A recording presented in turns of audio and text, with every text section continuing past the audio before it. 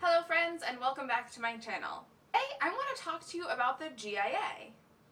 If you haven't already noticed, since about 2020 there's been a lot of piercers popping up with GIA AJP or GIA GG next to their names on Instagram or on their business cards or listed on their website. But what is the GIA, and why is it relevant for my body piercer to know things about that? And also, if I'm interested in getting into the industry, either as front of house or as an apprentice or even a jewelry maker, could these classes benefit me? Let's talk about it. GIA stands for the Gemological Institute of America.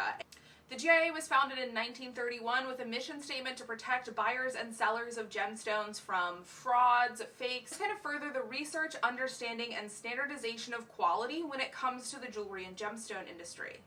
The GIA has a massive presence in the international gem and jewelry industry, and there are many people who won't buy a gemstone if it doesn't have a GIA accreditation and grade associated with it. But why does this matter for body piercers? Well, I actually took my first GIA classes in, I believe, 2016-2017. This was the time period when I was working in Florida, and the studio that I was at was selling more genuine gemstones and diamonds than ever before. The industry had already been kind of moving towards a larger focus on fine jewelry and fine stones, but it really exploded in the years of like 2017 to like 2020. And with that came the type of clientele who were interested in genuine stones and genuine jewelry. But as piercers, many of us had been working with primarily synthetic stones, titanium, and steel for a while at that point. And if we were working with gold and gemstones, it wasn't to the extent that we were starting to. A lot of clients had a lot of questions about the stones that we were stocking that, quite honestly, back then, a lot of piercers could not have really answered you. And as our stock of genuine gemstones grew and our clientele grew to people who were interested in more of those things, the clients wanted security that they were getting a quality product. See, gemstone and jewelry counterfeiting is a multi-billion-dollar industry, and every year thousands and thousands of people get duped with very convincing fake stones, very convincing fake jewelry. I mean, we even talk about it on my page all the time about how a lot of jewelry that's sold to you as high quality implant grade for your piercings isn't. Now imagine we're putting a price tag of $4,000 on something instead of $40. You definitely want to make sure you're getting what's being sold to you. So I decided to take the GIA classes. That way I could learn a little bit more about gemstones and jewelry and communicate that more effectively to my clients. And I ended up falling in love. The GIA classes start with their Applied Jewelry Professional program, which is like an introduction to the world of gemstones and jewelry. These classes can be taken entirely online, and they're absolutely fascinating. From there, you can move on to their 200 level courses, which are much more focused deep dives into specific things like colored stones, diamonds, pearls, and you can even get into gemstone and jewelry grading, which is the process by which you rate or grade the quality of a stone.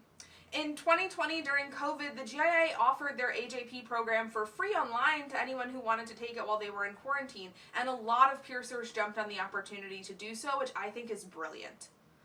Nowadays, the courses are still charged for, and if memory serves, I think it's somewhere around like $150 to $350 for each of the courses that make up the AJP degree, so it isn't exactly the cheapest, but it's also not exactly the most expensive. What I like about these classes is that they really give you a solid foundational knowledge about different gemstones and jewelry making, and this really helps you better communicate the quality of what you're working with to your clients.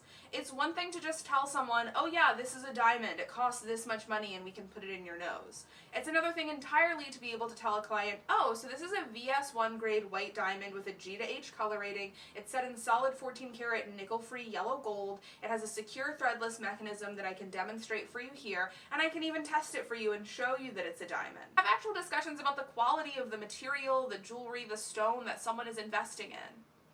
Beyond that, it's also amazing for bettering your communication with jewelry companies. When you know exactly what hue of pink sapphire you're looking for a client to be a perfect match to their heirloom ring, or the earrings they already wear, or even if you're just ordering stock for your studio and you want to make sure you get the perfect color combination in one of your pieces. Having this knowledge and this language and this understanding about gemstones really helps you work with clients better, work with jewelry companies better, design and put together pieces. It's just all around a really good idea to have.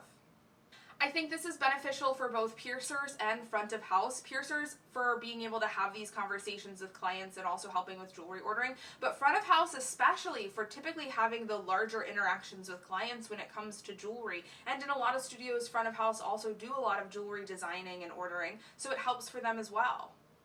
And if you're someone who's interested in getting into the industry, I definitely think it's very promising on a resume to have your AJP and say, hey, I already know about gemstones, I already know about jewelry, I can come work in your studio and already know how to navigate a lot of the genuine pieces in the case. Because that is one of the hardest skill sets that we have to teach new hires, is what stones are what stones are genuine and what stones are synthetic, and very much the difference between things like colored diamonds and other colored stones, because there is nothing scarier than a new hire accidentally selling a very expensive colored diamond for the price of a topaz. And yes, that has happened.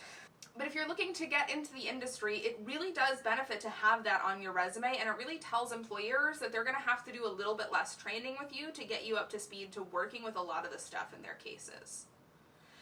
Now, something that's worth noting is the GIA is really just dealing with genuine stones. These skills are really going to translate to working with clients who are interested in working with solid gold, 14-karat stones. These are great and important clients to work with, but they're not necessarily all of the clients you're going to work with. And it's kind of impossible for me to talk about having a focus on high-quality gold and genuine gems without mentioning that these types of pieces are definitely less accessible to a lot of our clients.